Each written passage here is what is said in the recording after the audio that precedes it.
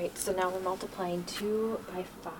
This little boy sits with his teacher, sometimes ready to learn, other times ready to give up in frustration. He's a child who's been diagnosed as twice exceptional. He's gifted while having a learning disability at the same time. He attends Arete Academy in Hopkins, Minnesota, which was started by mom Leah Brzezinski after she couldn't find a school for her oldest son, who is also twice exceptional. So I looked around the schools in Minnesota to find a school that would meet his needs, his gifted needs as well as his special ed needs. And there really wasn't a school that caters to kids who are twice exceptional learners. So I looked at the state, and then I looked outside in the United States, and there are a couple schools around the nation who service students and really have that program that meets their complete needs, social, emotional, behavioral, academic, but it meant moving out of state. After deciding homeschooling wasn't a good choice for her son, she made a decision that would change her life and her family's. There was no option, and so instead of homeschooling, I decided to start the school. And I made the decision in April 2014.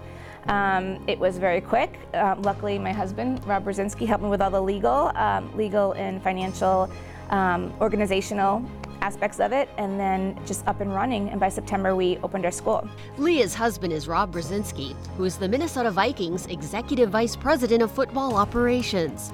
Together, they adopted 5 children from Korea who have special needs. Even though Rob has his own job stress at his high-profile NFL gig, he looked at it as an opportunity to help his own kids and a way to give back to the community. When we were first trying to process this, because she said, let's start a school, I'm like, what? Oh, okay, well, and it's got to open in 5 months. I'm like, how are we going to do this? Maybe we should homeschool if a regular education setting is not going to work. Maybe we should work with some other families in homeschool. And she says, no, my son is going to go to a school like everybody else, and he's going to find a place where he belongs, where he fits in. And what are you going to say to that? He figured it out. Leah's background prepared her for a new endeavor.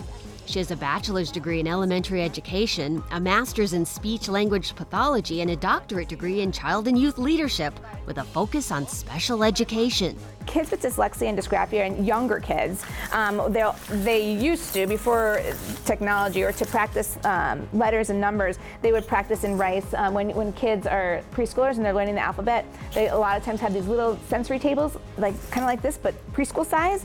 And so they're practicing letters going forwards as opposed to an S going this way.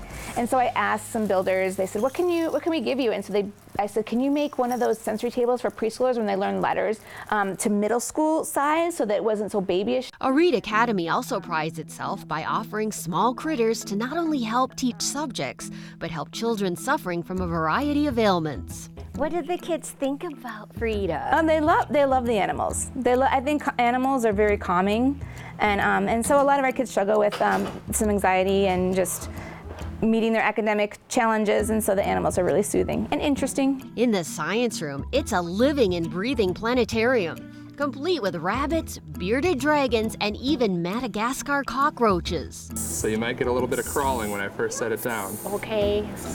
Oh, they're cool. They're they're not like what I expected. Yeah, the feet really, really sticky. They've got big hairs on the bottom of their feet. So where do you find these cockroaches? Zoos, pet stores, and Madagascar. Oh, yeah, that's all. So lots of times you'll see them in movies. Since they're learning science, kids at Arete Academy also learn about sustainability. It has 2 purposes: teach kids science and save the school money by providing their own food for the bearded dragons and other reptiles. Right here in this unlikely dresser is actually a little bit of agriculture. We have a mealworm farm in each of these drawers. So this one, I've got mostly beetles right now. But mealworms are a lovely treat. They're an okay treat for dragons, but they're a great treat for leopard geckos. So how did the morning go? The morning with the 7th and 8th graders was really good. All of them did so good at their writing. The school currently has 16 students with a 4-to-1 student-to-teacher ratio. Many of the teachers gave up jobs at well-established private schools as well as public schools to take a chance on this brand new school. Anything that's successful is always about the people, and I think where she's just hit it out of the park is with the staff that she's hired, with the teachers that bought in so quickly, gave up other really good jobs to be a part of something they perceived that was going to be unique, and The staff is amazing. They're just amazing people, and that's really why it's working now. Last summer, the school held a fundraiser at Winter Park, the Minnesota Vikings practice facility. Arete students bravely got on stage and performed. Vikings players showed their support, many who have worked with kids who have learning disabilities before. I don't think we should mishandle, misjudge, or put people down because they're a little bit different. We should embrace that. We should lift it up, and at the end of the day, know that we're all the same person. We're all humans. The Brzezinskis are so passionate about helping those with learning disabilities, they've also extended their family by adopting special needs pets. Leah hopes the hard work of starting a school will eventually pay off in giving families of twice exceptional kids more educational options. In Greek, Arete means living up to one's potential. Leah and her staff are certainly doing that, one student at a time. Life to the Max is brought to you by Life Touch, photography for a lifetime.